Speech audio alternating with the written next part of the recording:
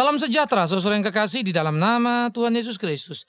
Kembali kita bertemu dan terus kita memikirkan tentang manusia unggul. Nah, kali ini kita akan memikirkan pekerja atau manusia yang rajin. Saudara, kata rajin adalah satu kata yang familiar dengan telinga kita. Kata rajin adalah satu kata yang terus dikumandangkan oleh para guru kepada murid-muridnya. Kata rajin memang menjadi amat sangat penting.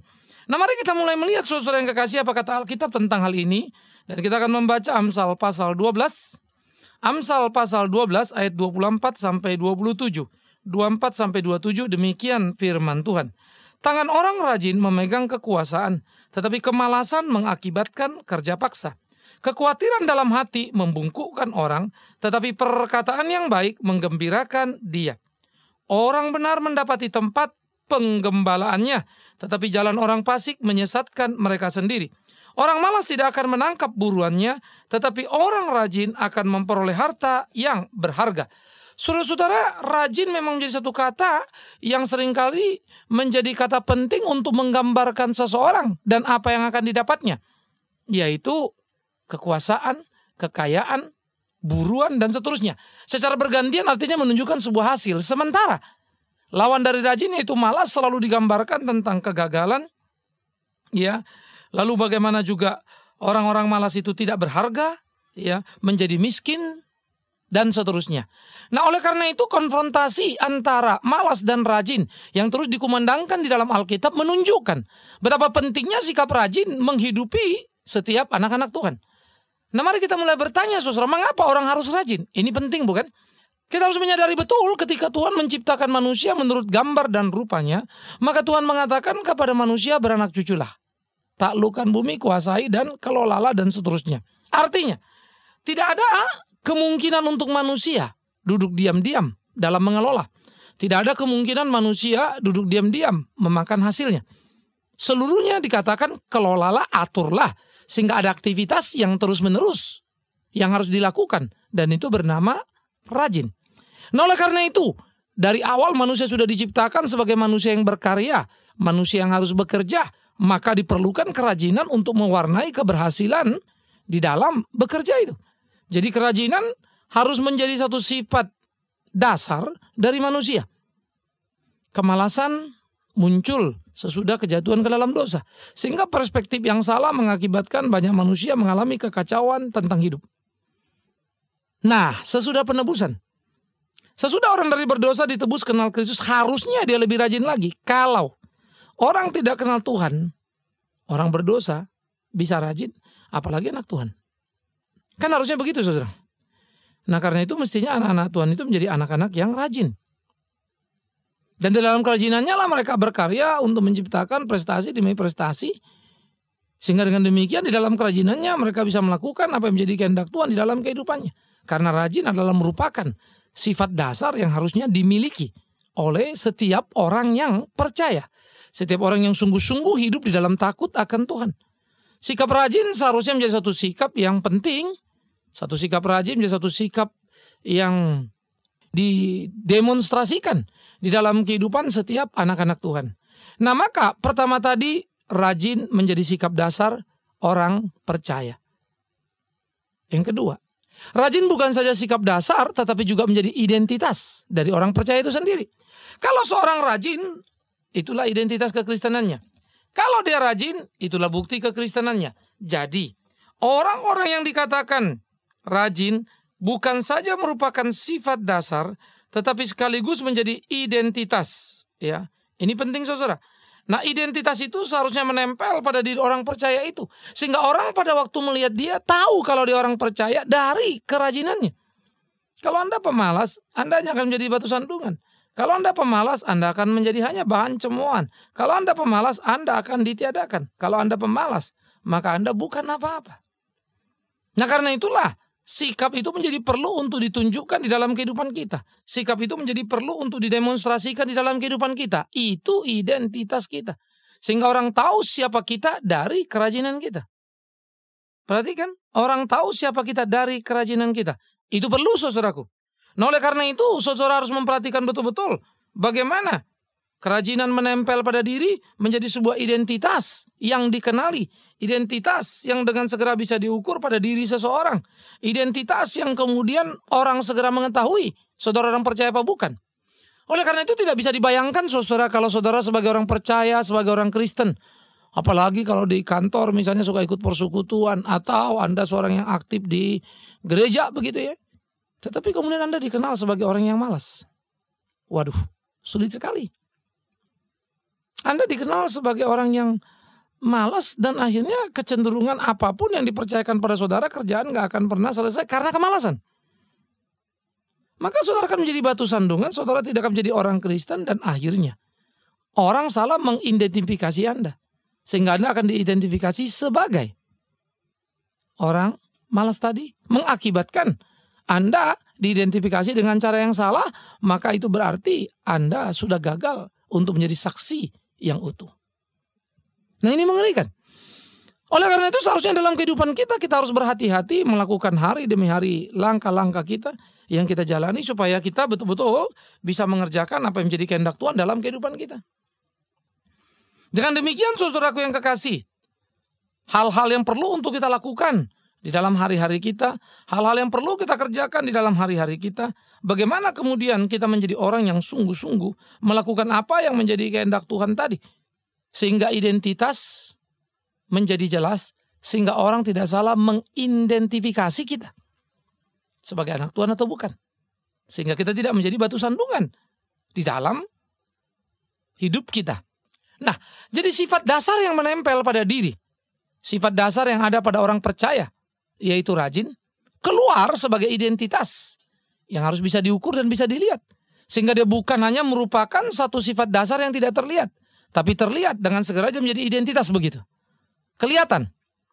Ya, sifat dasar ini berarti terus-menerus tampak dalam kehidupannya. Sehingga sifat dasar itu terus-menerus kelihatan di dalam dirinya, di dalam tindakannya, di dalam perilakunya. Sehingga dengan demikian saudara yang kekasih, orang-orang yang mempunyai sifat rajin tadi, sifat dasar yang baik tadi, dia segera mudah diidentifikasi tadi, maka orang-orang seperti ini sebetulnya dia akan terus bertumbuh dalam kehidupannya, menumbuh kembangkan karyanya. Sehingga dia menjadi orang yang berkembang. Kenapa orang berkembang? Nah mari kita mulai ukur saudara. Rajin adalah satu kata yang membuat seseorang mau mengerjakan apa saja. Artinya bukan negatif dalam pengertian mencuri mau ini mau, bukan. Tapi orang rajin akan selalu ringan tangan untuk mengerjakan banyak hal. Saya gambarkan saja begini. Seorang yang rajin misalnya katakanlah kerja dia itu adalah marketing misalnya. Oke, dia kerjakan dengan baik. Tetapi kemudian ada satu urusan membuat dia harus membantu orang gudang. Nah, dia orang yang rajin. Nah, dia mau ringan tangan dia bantu. Pada waktu dia membantu dan mengerjakan pekerjaan gudang, ya satu kali, dua kali atau beberapa kali, itu mengakibatkan dia mempunyai pemahaman tentang gudang, tentang warehouse. Apa itu inventory misalnya ya, apa itu bagaimana lokasi stok, sehingga pada waktu stok opnam dia nikmati betul-betul. Sehingga akhirnya dia familiar dengan suasana di gudang. Ya, dengan sistem inventorinya tadi atau pengalokasian daripada barang-barang itu ada di mana dan seterusnya. Sehingga dia mendapatkan satu wawasan baru, bukan saja marketing yang memang jadi tugas utama dia, tetapi gudang. Karena dia mau. Tapi ada orang misalnya di satu company ada stok opnam. Semua dilibatkan termasuk orang marketing misalnya. Tapi orang yang malas, dia akan malas-malasan bekerja, lalu dia akan merasa itu beban, kenapa saya mesti taruh di sini gitu ya. Cuman karena itu perintah dari direktur, nggak bisa dibantah begitu, lalu dia ikut di situ. Apa akibatnya saudara? Akibatnya adalah orang ini bekerja di gudang tanpa bisa menikmati. Dia bekerja di gudang menjadi beban yang berat. Dia bekerja di gudang dengan kejengkelan. Akibatnya, ia tidak lagi bisa melakukan pekerjaannya dengan maksimal. Akibatnya, ia melakukannya dengan penuh dengan kekacauan. Akibatnya apa? Ia bukan dapat sebuah pembelajaran, tetapi sebaliknya. Ia mengalami kegagalan. Sehingga apa yang dilakukannya di dalam gudang tidak memberikan dia sesuatu ilmu. Karena dia tidak rajin. Akibatnya dia sudah pernah ke gudang, bahkan beberapa kali ikut stok opnam. Tapi karena keterpaksaan dia tidak bisa menikmatinya. Dia mengerjakannya dengan malas, dia tidak bisa mempelajarinya. Akibatnya apa? Rugi kan? Nah oleh karena itu orang-orang yang rajin itu selalu berkembang di dalam kehidupannya. Mau mengerjakan apa saja, mau peduli pada apa saja, tidak mau tertinggalan dalam bidang apa saja. Nah dia terus berpacu di dalam satu pertandingan waktu. Dia terus berpacu untuk melakukan hal-hal yang perlu. Dia terus berpacu untuk menggarap segala sesuatu yang kemudian disadarinya menjadi bagian yang tidak boleh diabaikannya. Sehingga dia menjadi orang-orang yang terus-menerus bekerja dengan cara yang bertanggung jawab, saudaraku. Nah ini menjadi perlu. Oleh karena itu perlu kita mengevaluasi diri kita. Apakah sebetulnya kerajinan itu sudah ada pada diri kita? Sudah menjadi satu sifat dasar kita? Saya kira ini perlu. Ya, kalau kemudian sifat dasar mestinya keluar dong Pak, identitas. Iya. Tapi kalau memang sifat dasar orang percaya rajin itu, kenapa dia malas? Nah itu menjadi pertanyaan. Sesungguhnya dia sudah percaya sungguh-sungguh apa belum?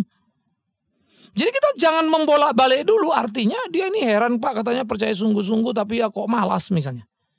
Maka kita mesti tanya kenapa dia malas. Jangan-jangan dia belum sungguh-sungguh. Iya kan? Nah oleh karena itu orang yang sudah percaya perlu memotivasi dirinya sendiri untuk kerajinannya. Dia perlu memotivasi dirinya sendiri untuk menggarap apa yang dipercayakan kepada dia. Dia perlu memotivasi dirinya sendiri melakukan tugas-tugas yang diembannya. Ini perlu, ini penting. Sehingga dengan demikian saudaraku yang kekasih, pengidentifikasian orang terhadap dirinya tidak menjadi meleset gitu loh. Jadi jangan cuma ribut sana ribut sini. Kenapa? Misalnya itu bukan kerjaan Anda lalu Anda ribut, ini begini bagaimana gitu ya. Ribut hanya menciptakan kejengkelan pada diri jadi beban. Didengar orang juga jadi kejengkelan dan permusuhan. Pada waktu kita lakoni itu jadi pembelajaran, kita lakoni itu menjadi keunggulan. Dan di dalam relasi dengan orang tentu orang senang dengan orang yang rajin. Karena mereka merasa terbantu dan akhirnya orang rajin selalu menambah sahabat dalam hidupnya. Yang artinya itu aset yang luar biasa bukan? Sekali lagi, sehingga orang-orang tadi, orang-orang percaya tadi mudah diidentifikasi tadi.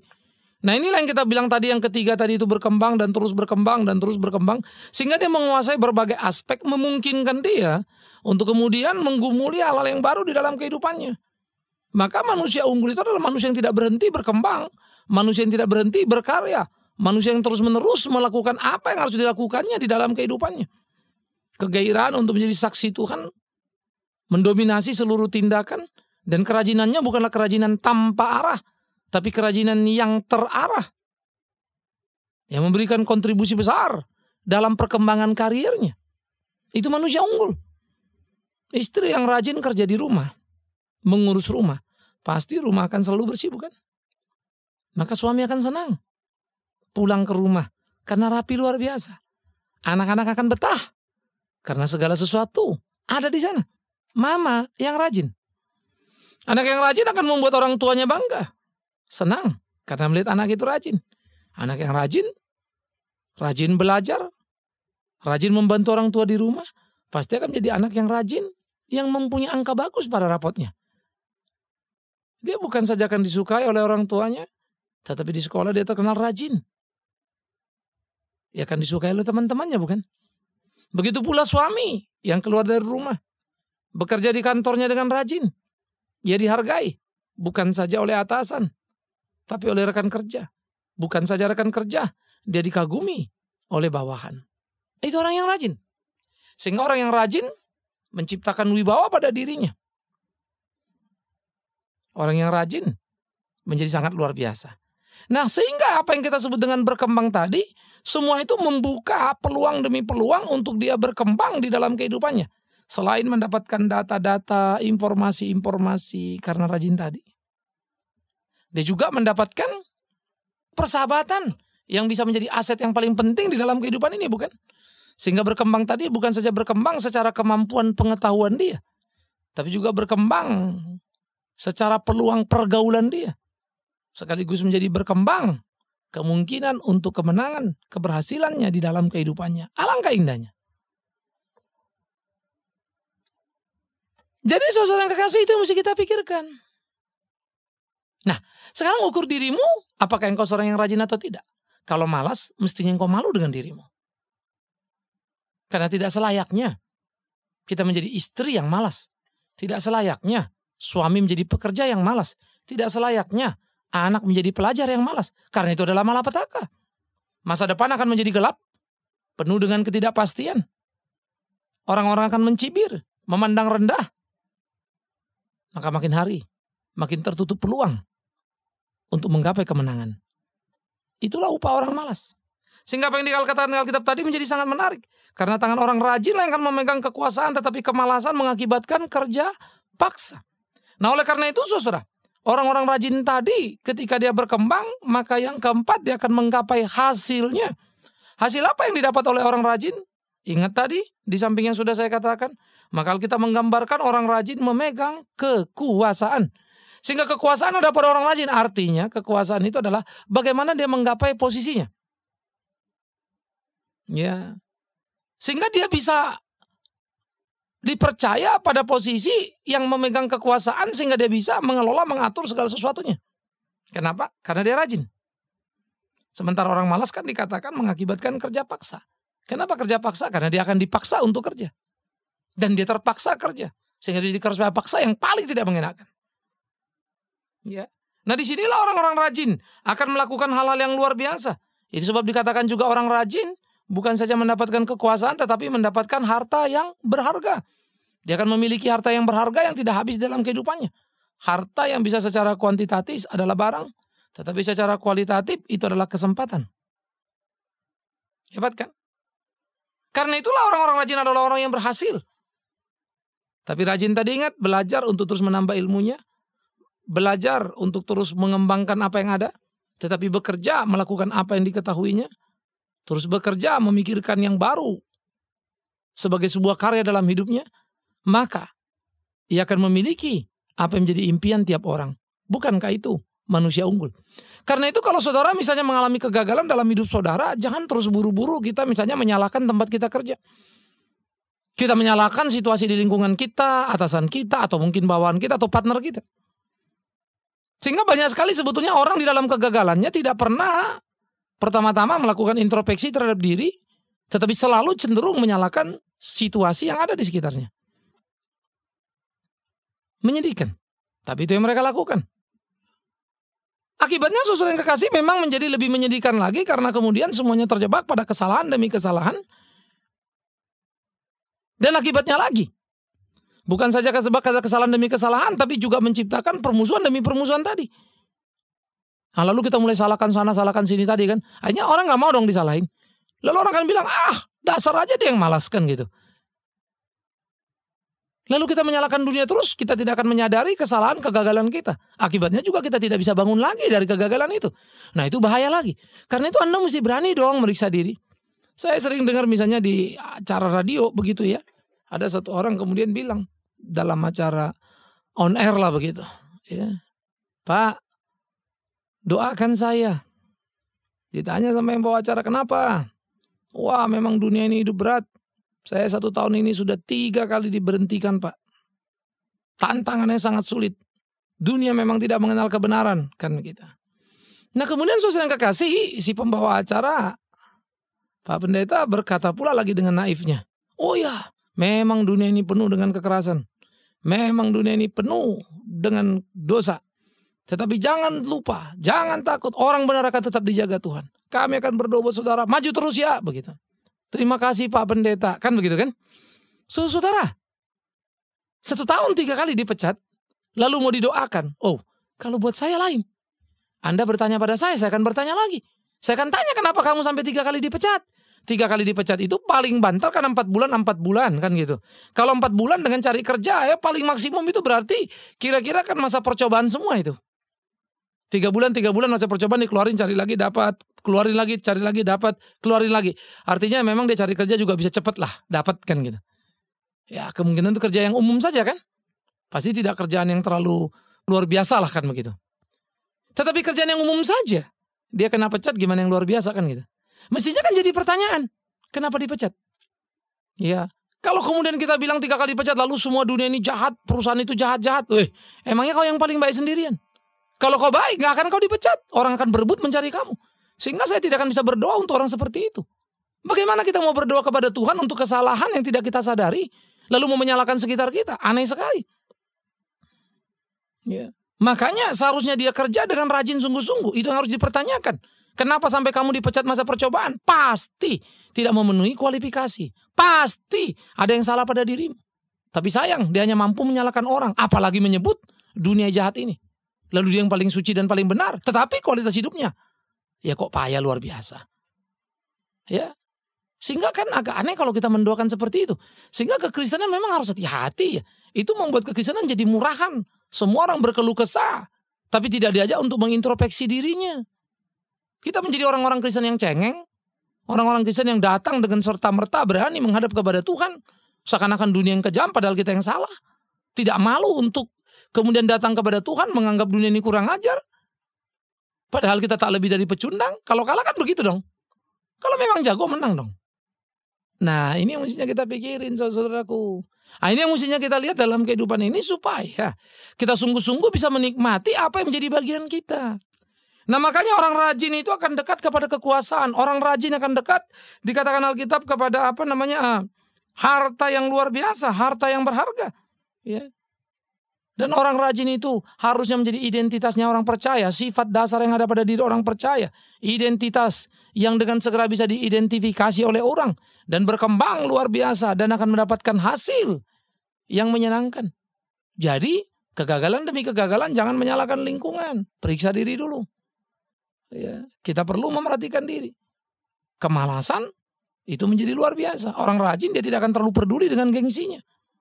Apapun akan dikerjakannya. Dan orang rajin apapun jadi uang. Apalagi di Jakarta ini. Mungut barang bekas saja orang bisa hidup kok. Tapi ada yang bilang sama saya, wah masa saya mesti mungut barang bekas pak? Hina sekali, rendah sekali dia. Saya lucu saja dengar orang ngomong gitu. Ya kok mungut barang bekas dianggap hina, nganggur ya ndak hina. Ya lucu lagi kan. Mesti berani dong, ayo maju. Iya kan? Sembari kita belajar. Biar Tuhan tolong kita akan menciptakan banyak hal. Semoga kreativitas memenuhi hati dan pikiranmu sehingga bisa menciptakan karya demi karya dalam hidupmu. Tetapi pertanyaannya, apakah engkau rajin atau tidak? Nah itu menjadi perenungan sendiri bukan? Karena itu mari kita saling mengingatkan sebagai orang percaya supaya menjadi manusia yang rajin. Sehingga kita bisa menggapai diri jadi manusia yang unggul. Dan dunia sekitar mengakui sungguh Tuhan hidup di hidup kita. Selamat mengintrospeksi diri. Dan selamat pula berprestasi bagi Anda yang rajin. Amin. Mari kita berdoa. Ya Tuhan, kami bersyukur berterima kasih kepadamu karena cinta kasih-Mu dalam hidup kami. Terus kami berdoa, tolong tuntun pimpin kami di hari-hari kami untuk hidup sesuai kehendak-Mu. Khususnya di dalam kami berkarya di tengah-tengah kehidupan ini supaya sungguh-sungguh rajin. Sehingga kami menjadi orang yang dipuji tapi bukan yang direndahkan dan diteriaki harus belajar kepada semut. Karena itu Tuhan juga tolong tuntun pimpin kami. Supaya kami boleh hidup menyenangkan hati-Mu, bersaksi dengan kerajinan kami. Menjadi manusia unggul di dalam Tuhan yang takut akan Tuhan dan selalu rindu memuliakan Tuhan. Demi Yesus Kristus Tuhan kami yang hidup, kami berdoa bersyukur. Mohon pimpinan Tuhan senantiasa. Amin.